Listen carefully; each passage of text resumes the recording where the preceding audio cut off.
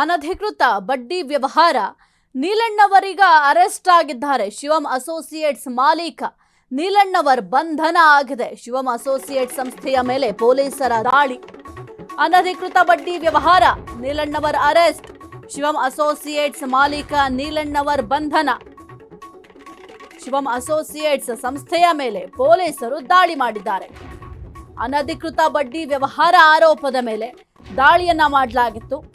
ಆರೋಪಿಯ ನಿವಾಸ, ಕಚೇರಿ ಸೇರಿ ವಿವಿಧೆಡೆ ರೇಡ್ ಮಾಡಲಾಗಿತ್ತು.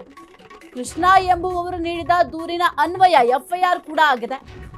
ಕೋಟ್ಯಾಂತರ ಅಕ್ರಮ ಹಣಕಾಸು ವ್ಯವಹಾರ ಆರೋಪ ಕೂಡ ಇದೆ. ಹಣಕಾಸು ಹೂಡಿಕೆ ಸಂಬಂಧ ದಾಖಲೆಗಳನ್ನ ಈಗ ಆಲ್ರೆಡಿ ವಶಪಡಿಸಿಕೊಂಡಿದ್ದಾರೆ. ಇನ್ನು ಇತ್ತೀಚೆಗಷ್ಟೇ ಉಪವಿಭಾಗಾಧಿಕಾರಿ, ಸಹಕಾರಿ ಅಧಿಕಾರಿಗಳು ಕೂಡ ರೇಡ್ ಮಾಡಿದ್ರು. ಆ ಒಂದು ಸಂದರ್ಭದಲ್ಲಿ ಕೂಡ ಕೆಲವೊಂದಿಷ್ಟು ಡಾಕ್ಯುಮೆಂಟ್ಸ್ ವಶಪಡಿಸಿಕೊಂಡಿದ್ರು.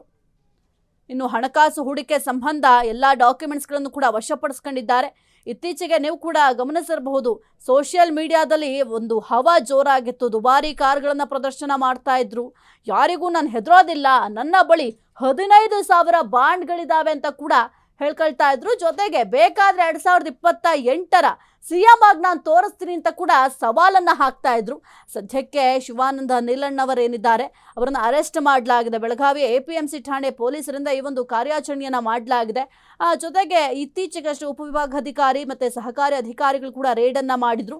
ರೇಡ್ ಮಾಡಿ ಕೆಲವೊಂದಿಷ್ಟು ಡಾಕ್ಯುಮೆಂಟ್ಸ್ ವಶಪಡಿಸ್ಕೊಂಡಿದ್ರು. ಅಂದ್ರೆ ಶಿವಾನಂದ ನೀಲಣ್ಣವರೇನಿದ್ದಾರೆ ಅವರಿಗೆ ಸೇರಿದಂತಹ 2 ಕಚೇರಿಯ ಮೇಲೆ ದಾಳಿಯನ್ನ ಮಾಡಿದ್ರು. ಇತ್ತೀಚೆಗೆ ಮಹತ್ವದ ದಾಖಲೆಗಳನ್ನ ವಶಪಡಿಸ್ಕೊಂಡಿದ್ರು. ಆ ಒಂದು ಸಂದರ್ಭದಲ್ಲಿ ಬಹಳ ಮುಖ್ಯವಾಗಿ 4,500 ಕೋಟಿ ರೂಪಾಯಿ ವಂಚನೆ ಮಾಡಿದ್ದಾರೆ ಎಂಬ ಕೂಡ ಡೌಟ್ ಕೂಡ ಇತ್ತು.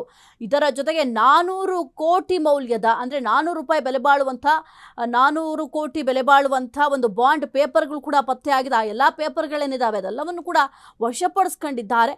ಇನ್ನು ದಾಖಲೆಯನ್ನ ಪರಿಶೀಲನೆ ಮಾಡುವಂಥ ಸಂದರ್ಭದಲ್ಲಿ ಪೊಲೀಸರೇ ಶಾಕ್ ಆಗ್ಬಿಟ್ಟಿದ್ರು. ಅಯ್ಯೋ, ಇಷ್ಟೊಂದು ಡಾಕ್ಯುಮೆಂಟ್ಸ್ ಇದ್ದಾವೆ. ಜೊತೆಗೆ 45,000 ಜನರಿಂದ ಶಿವಾನಂದ ಬಳಿ ಹೂಡಿಕೆ ಮಾಡಿರುವ ಶಂಕೆ ಕೂಡ ಇತ್ತು. ಹಾಗಾಗಿ ಎಲ್ಲಾ ರೀತಿಯಲ್ಲೂ ಕೂಡ ಎನ್ಕ್ವೈರಿಯನ್ನ ಮಾಡಿದ್ದಾರೆ. ಎನ್ಕ್ವೈರಿಯನ್ನ ಮಾಡಿ ಸದ್ಯಕ್ಕೆ ಅರೆಸ್ಟ್ ಕೂಡ ಮಾಡಲಾಗಿದೆ.